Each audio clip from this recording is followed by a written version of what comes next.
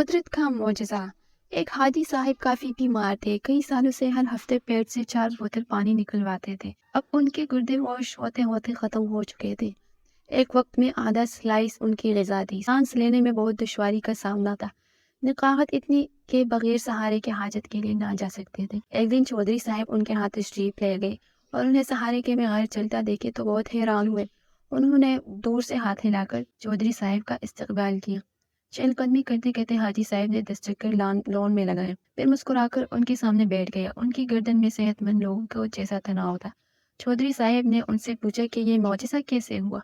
कोई दवा, कोई दुआ, कोई फेती, कोई थेरेपी? आखिर ये कमाल किसने दिखाया? हाजी साहब ने फरमाया, मेरे हाथ में एक ऐसा नुस्खा आया है कि अगर दुनिया को मालूम हो जाए तो सारा डॉक्टर हकीम बेरोजगार हो जाए, सारे अस्पताल बंद हो जाए और सारे मेडिकल स्टोर्स पर ताले पड़ जाए। चौधरी साहब मजीद हैरान हुए कि आखिर ऐसा कौन सा नुस्खा है जो उनके हाथ में आया है।